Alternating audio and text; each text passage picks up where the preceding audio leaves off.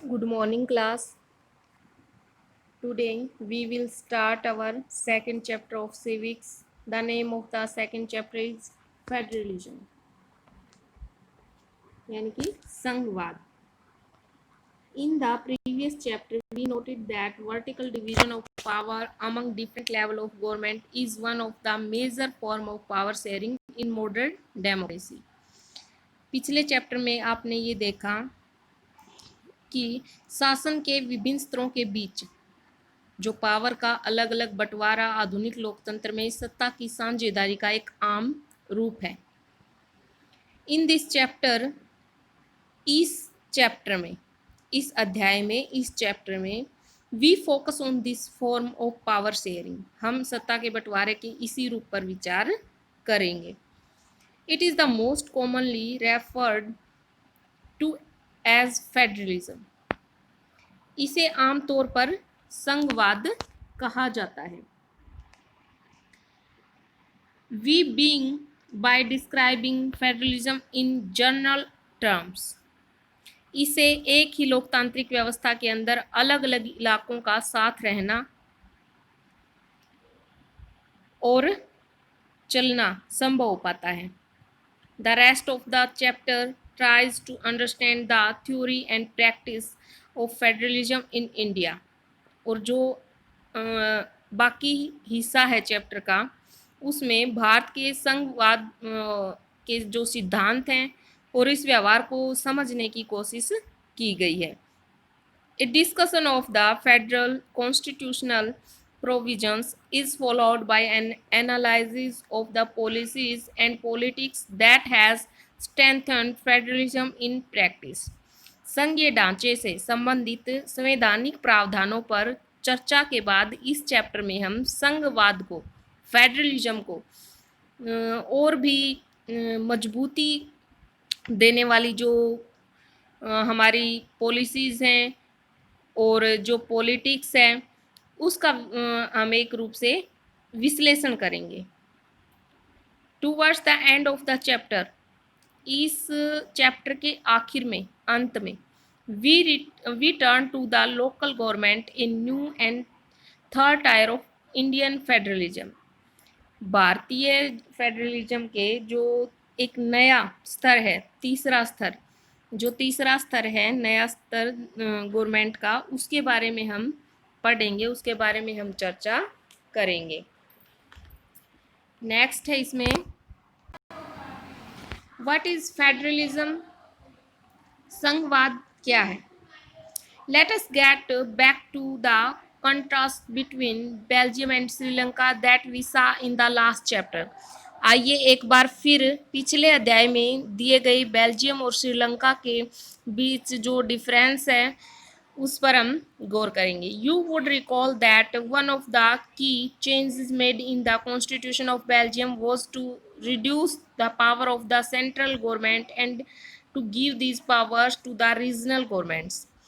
आपने ये देखा होगा कि बेल्जियम के संविधान में जो चेंजेस किए गए उसमें जो सेंट्रल पावर थी, जो सेंट्रल गवर्नमेंट की पावर थी, उसमें भी कमी की गई. और एक ये था कि जो प्रांतीय सरकार थी, किसको बोल सकते हैं हम, प्रांतीय, रीजनल गवर्नमेंट्स को, जो प्रांतीय सरकार थी उसको केंद्रीय सरकार से कुछ पावर लेकर के दे दी गई. Regional governments excited in Belgium even earlier. Belgium में उसे पहले ही जो रीजनल गवर्नमेंट थी वो थी. They had their roles and powers. उनके अपने अपने पावर थी उनके पास और अपने अपने रोल्स थे, अपनी अपनी भूमिका थी. But all these powers were given to these governments and could be withdrawn by the central government. परंतु ये जो पावर थी, जो ये अधिकार थे, उनको केंद्र द्वारा दिए गए थे और इन्हें केंद्रीय सरकार वापस भी ले सकती थी. The change that took place in 1993 was that the regional governments were given constitutional power that were no longer dependent on the central government.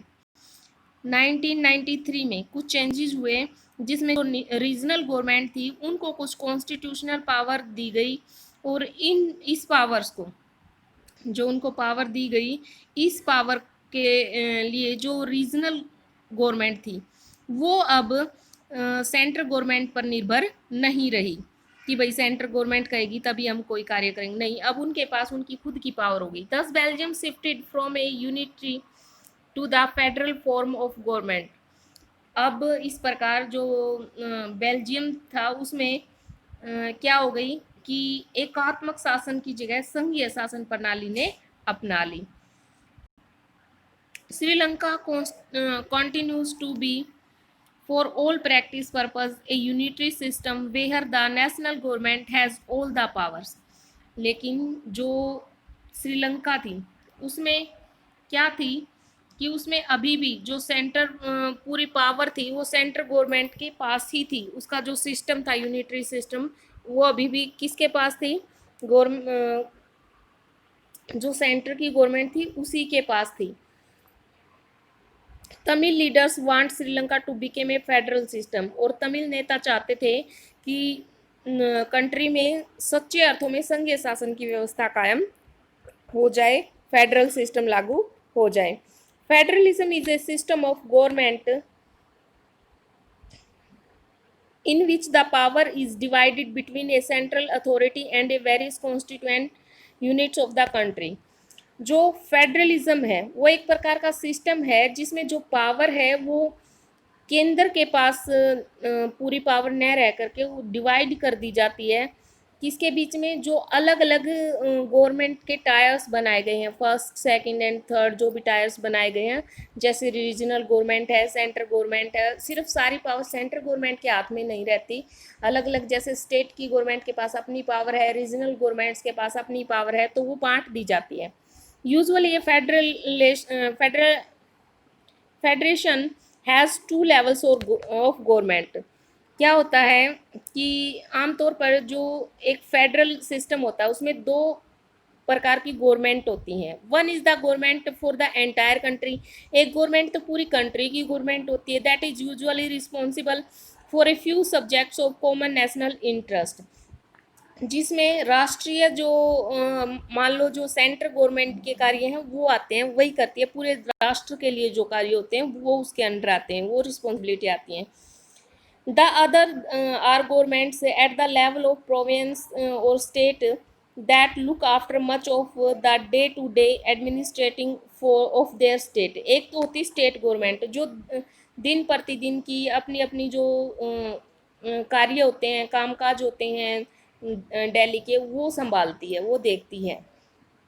Both these levels, ये दोनों जो लेवल्स हैं, दोनों जो गवर्नमेंट हैं, enjoy their power independent of others, एक दूसरे से स्वतंत्र होकर के अपनी पावर को एन्जॉय करती हैं, अपनी पावर से अपने जो गवर्नमेंट है उसको चलाती हैं।